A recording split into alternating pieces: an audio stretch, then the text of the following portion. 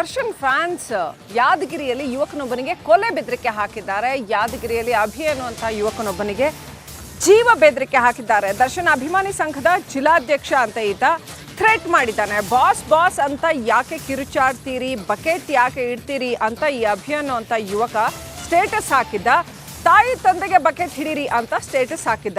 ಈ ವೇಳೆ ಅಭಿಗೆ ಕಾಲ್ ಮಾಡಿ ಬೆದರಿಕೆ ಹಾಕಿದ್ದಾನೆ ಈ ರಾಜು ಅನ್ನುವಂಥ ದರ್ಶನ್ ಅಭಿಮಾನಿ ಸಂಘದ ಜಿಲ್ಲಾಧ್ಯಕ್ಷ ಅಂತ. ಅಷ್ಟೇ ಅಲ್ಲ, ನಿನ್ನ ಮನೆ ಅಂಗಡಿಗೆ ಬೆಂಕಿ ಹಚ್ಚಬೇಕಾಗತ್ತೆ ಅಂತ ಕೂಡ ಧಮಕಿ ಹಾಕಿದ್ದಾರೆ. ಬಾಸ್ ಬಗ್ಗೆ ಮಾತಾಡಿದ್ರೆ ಖಾಲಿ ಆಗ್ತೀಯಾ ನೀನು, ಅಂಗಡಿ ಸಮೇತ ಬೆಂಕಿ ಹಚ್ತಾರೆ, ಕೂಡಲೇ ಕ್ಷಮೆ ಕೇಳು ಅಂತ ಬೆದರಿಕೆ ಹಾಕಿದ್ದಾರೆ.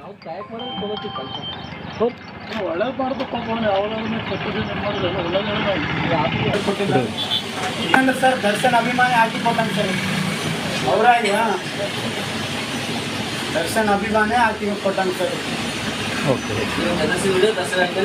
ಸಾರಿ ಪಾಟೀಲ್ ಒಳ್ಳೆ ಮಾಡ್ಬೇಕು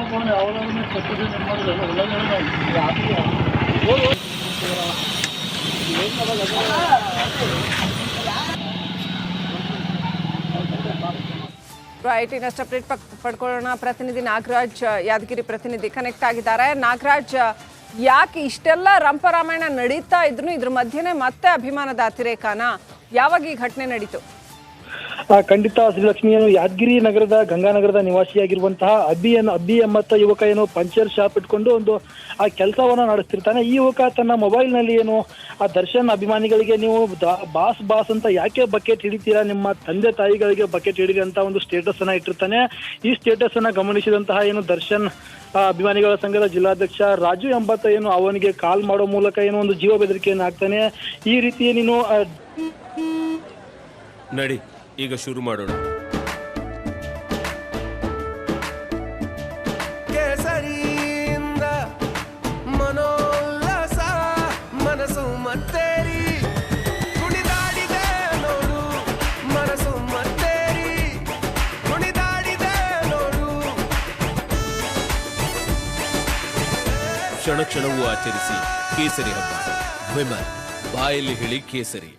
ಡಿ ಬಾಸ್ಗೆ ಈ ರೀತಿಯ ಏನು ಸ್ಟೇಟಸ್ ಇಟ್ಟು ಏನು ಅಪಮಾನ ಮಾಡ್ತಾ ಇದೆ. ಇದನ್ನ ನೀನು ಮುಂದುವರಿಸಿದ್ರೆ ನಿನ್ನ ಜೀವಂತವಾಗಿ ಸುಡಬೇಕಾಗುತ್ತೆ. ಜೊತೆಗೆ ನಿನ್ನ ಅಂಗಡಿಯನ್ನು ಸಹ ಸುಟ್ಟು ಬಿಡ್ತಾರೆ. ಯಾಕಂದ್ರೆ ಈಗಾಗಲೇ ಅಭಿಮಾನಿಗಳು ರೊಚ್ಚಿಗೆದ್ದಿದ್ದಾರೆ. ನೀನು ಈಗಾಗಲೇ ಆ ಒಂದು ಸ್ಟೇಟಸ್ ಅನ್ನ ಡಿಲೀಟ್ ಮಾಡಬೇಕು. ಅದ್ರ ಜೊತೆಗೆ ಆ ಸ್ಟೇಟಸ್ ನಲ್ಲಿ ವಿಡಿಯೋ ಮಾಡೋ ಮೂಲಕ ದರ್ಶನ್ಗೆ ಏನೋ ಒಂದು ರೀತಿ ಕ್ಷಮೆ ಕೇಳಬೇಕು ಅಂತೇಳಿ ಒಂದು ಫೋನ್ ಮಾಡಿ ಏನು ವಾರ್ನ್ ಮಾಡ್ತಾನೆ. ಆದ್ರೂ ಸಹ ಈಗ ಅಭಿ ಎಂಬತ್ತ ಯುವಕ ನಾನು ಯಾಕೆ ಸಾರಿ ಕೇಳಬೇಕು, ನಾನು ಯಾವುದೇ ಕಾರಣಕ್ಕೂ ಡಿ ಬಾಸ್ ಅನ್ನೋ ಪದ ಬಳಸಿಲ್ಲ ಅನ್ನುವಂಥ ಪದವನ್ನು ಆಡಿಯೋದಲ್ಲಿ ಉಲ್ಲೇಖ ಮಾಡ್ತಾನೆ. ಆದ್ರೂ ಸಹ ಮುಂಚೆ ನಾವೆಲ್ಲ ಡಿ ಬಾಸ್ಗೆ ಬಾಸ್ ಅಂತ ಕರಿತಿದ್ವಿ, ಇವಾಗ ಡಿ ಬಾಸ್ ಅಂತ ಬಳಸ್ತಾ ಇದ್ದೀವಿ, ನೀನು ಕ್ಷಮೆ ಕೇಳಬೇಕು ಅಂತ ಒತ್ತಾಯ ಮಾಡ್ತಾನೆ. ಅದಾದ ಬಳಿಕ ಈ ಒಂದು ಆಡಿಯೋ ವೈರಲ್ ಆಗುತ್ತೆ. ವೈರಲ್ ಆದ ತಕ್ಷಣ ಏನು ಯಾದಗಿರಿ ನಗರ ಪೊಲೀಸರು ಎಚ್ಚೆತ್ತುಕೊಂಡು ಈಗಾಗಲೇ ಸದ್ಯ ಈ ಒಂದು ಕಾಲ್ ಮಾಡಿ ಬೆದರಿಕೆ ಹಾಕಿರುವಂತಹ ದರ್ಶನ್ ಅಭಿಮಾನಿಗಳ ಸಂಘದ ಜಿಲ್ಲಾಧ್ಯಕ್ಷ ರಾಜು ಎಂಬಾತನನ್ನ ವಶಕ್ಕೆ ಪಡೆದಿದ್ದಾರೆ. ಶ್ರೀಲಕ್ಷ್ಮಿ.